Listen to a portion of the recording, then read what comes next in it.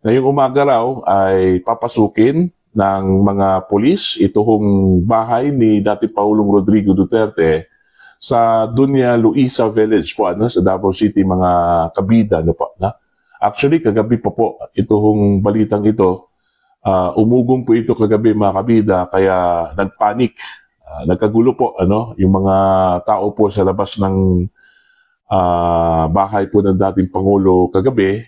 Okay? Dahil sa balita na yan. Meron daw 30 mga pulis mula sa Metro Manila, mula sa Luzon, ang dumating daw sa Davao City, mga kabida, para isagawa itong search doon po sa loob po ng bahay ng dating Pangulo. In fact, ipapakita ko muna sa inyo itong naging ganap kagabi. Meron pong live feed kagabi. Ito hong si Teo Moreno, mga kabida, at ipinakita niya ito hong sitwasyon sa labas. Biglang dumagsa yung mga tao kagabi matapos po nanawagan ang mga tao kagabi na nandun po sa labas ng bahay ng dating Pangulo, napupunta dun sa bahay ni FPRRD at tulungan silang bantayan. Ito, mga kabida, laban ho sa pagpasok po ng mga pulis.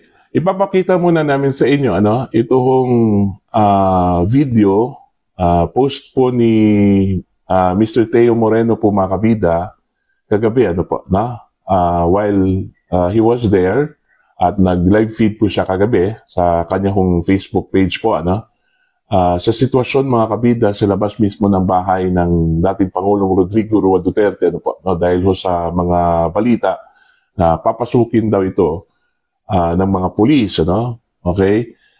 Nagsidatingan ito hong mga tao kagabi matapos pong nanawagan po, mga kabida, yung iilan na nandun, kasi konti lang po sila kagabi matapos pong nag-break ito hong balita na papasukin daw ng mga pulis yung bahay po ni dating Pangulong Rodrigo Roa Duterte. So nagsidatingan po ito.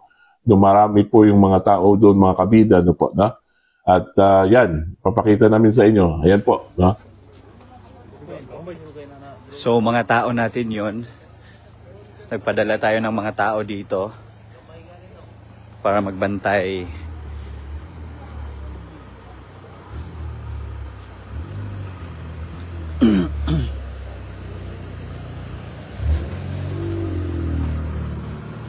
So, kalma lang po tayo. Kalma lang kami dito. Huwag magpanik po dyan. So, just be vigilant po.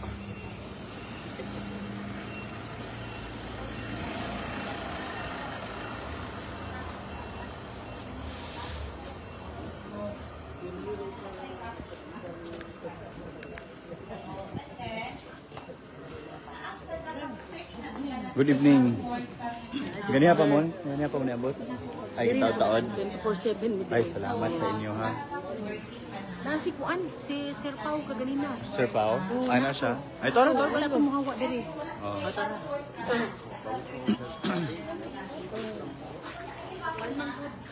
Court order. Kasi isa na siya sa mga requirements kung mag-search. Mag-search na ako na. So, pag naana ang pulis, abot na sila mag-coordinate sa mga assigned na mga tao sa inyo sa amo. May kami ang mag-coordinate sa mga lawyers na nakatoka sa balay ni Sir. So, laan na may namatigdan na maabot, escort na lang mo sa Kanina. headery or sa amo. At least matapday na to as mga lawyers na pwede na ito i-contact. I just woke up. And next, Kaya nga, tinawagan ako. volunteers must guide police inside the premises. So naatay mga kuntahay sa sa search warrant, kuntahay di mga kapulis ang musulod. So isa ka pulis dapat duha ka volunteers ang mag-guide sa ilaha para mabantayan nato sila. And pag mag-search warrant, pag mag-search naman po na sila, sir, naana sila, naka-indicate na sila specific lugar tayo sa kwarto. Sa kwarto lang sila tanan. Hindi sila pwede magbulag-bulag, kaya dapat may group lang sila. Dili sila pwede nga. So, we're currently having a short briefing sa mga tao na nandito to just follow the rule of the law para if ever pagpapasukin talaga lahat nila yung sa loob ng bahay, okay tayo and smooth ang operations. Naka-assign ng volunteers per police, duha ka buok per police. So, next guy. Ayan po, portion lang po yan ng video po ni Mr. Teo Moreno, mga kabida, sa naging ganap po kagabi sa labas po ng bahay po ni dating Pangulong Rodrigo Roa Duterte. Meron po akong ibahagi po sa inyo, statement po ito, mga kabida, mula mismo sa anak ng dating Pangulo, ito kung si Congressman Paulo Duterte, kanyang pahayag patungkol ho dito sa sinasabi po niyang harassment daw sa kanyang pamilya, okay? Patungkol po sa balitang papasukin ito hong bahay po ng kanyang ama. Ito po, posted po ito, mga kabida, ng EDGE Davao 4 hours o 6 hours ago. Ito po yung kanyang statement, babasahin ko lang po. Statement from Rep. Duterte on the alleged arrival of 30 CIDG operatives and 90 SAF or Special Action Force personnel from Luzon in Davao City. We strongly condemn the recent actions of the PNP CIDG that have clearly crossed the line into harassment against my family. It is disheartening to see that those who are sworn to uphold the law and being blinded not by justice but by money. The real criminals in our society are being ignored while some in the higher ranks have seemingly sold their integrity. Let me be clear. We are documenting everything and listing down the names of those involved. When the time comes, you will answer not to us, but to the very forces of justice you have turned your back on. You won't be facing people with money, but people who are ready to stand their ground. As of today, we have monitored the arrival of 30 CIDG operatives and 90 Special Action Force personnel from Luzon. And to those among you from SAF who blindly follow these operations, know this. We already know where you are heading and many are waiting. Ayan. Yun yung naging pahayag po ni Congressman Paulo Duterte, mga kabida, dun po sa balitang papasukin daw ng mga pulis yung bahay ho ng kanya pong ama na si dating Pangulong Rodrigo Duterte sa Doña Luisa Village po sa Davao City. Actually, matagal na po itong balita na ito. In fact, kung naalala po ninyo, last month, meron pong ganito pong mga rumors at nag-umpisa na dumagsa yung mga tao sa labas mismo ng bahay ng dating Pangulo. Nag-set up po sila ng tent po doon. Kung nakita po ninyo, mga kabida, yung video na pinakita ko po kanina, yung video po ni Mr. Teo Moreno, marami yung tents na nakaset up po sa labas ng bahay ng dating Pangulo. Dahil doon po sa mga taong nagbabantay sa bahay po ng dating Pangulong Rodrigo Roa Duterte. Actually, si Kitty at yung kanya pong ina, si Hanilet, kagabi po nakaalis mula sa kanilang bahay po, mga kabida, for security purposes. Kaya yun yung naging turning point kasi nag-text kasi daw ito si Kitty sa kanyang mga friends, na umalis po sila sa bahay po nila dahil sa balitang papasukin daw ng mga pulis, mga kabida.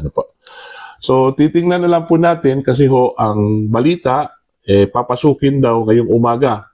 Okay? Hindi natin alam kung anong oras papasukin po itong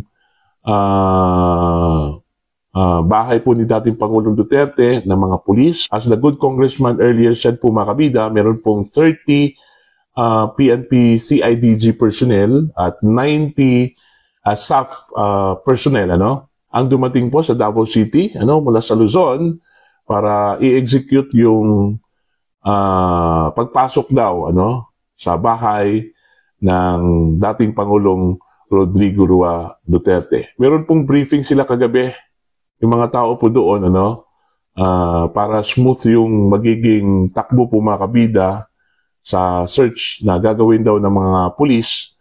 Ang pagkakarinig ko po doon po sa briefing na yon, pag halimbawa meron pong 5 pulis papasok mo doon, tapos bawat pulis na papasok sa bahay ng dating Pangulo, meron pong 2 volunteer, no? Na papasok din, bawat pulis, para at least man lang, meron pong witnesses mga kabida doon po sa gagawing search kung sakali hong magkaroon po ng search doon po sa loob po ng bahay ng dating Pangulo, no? Now, ang tanong po dito, ano po yung isa-search po doon, Yun yung malaking tanong po, may mga bali-balita na baka daw yung mga collections daw, ng dating Pangulo ng mga baril. Alam naman po natin yan. Open book po yan, na meron po talagang mga gun collections. Itong si dating Pangulong Rodrigo Roa Duterte, dahil mahilig po ito sa mga baril, itong si Digong. So, baka po, yun daw yung magiging target, dahil baka po expired na raw yung iba, na mga baril. So, hindi natin alam kung ano yung magiging takbo po dito mga kabida, kung ano po yung isa-search nila doon. Ako, imposible pong drugs yung isa-search nila doon. Di ba? Dating Pangulong Rodrigo Duterte mga kabida. Most, ang pinaka-close daw doon is yung collection po niya ng mga baril. Okay? May mga ugo nga yung ibang property daw, ng mga Duterte, papasukin raw, hindi huligtas yung ibang properties daw ng mga Duterte, mga kabida. Papasukin rin ng mga police according to the reports. Okay? Lumabas mga kabida.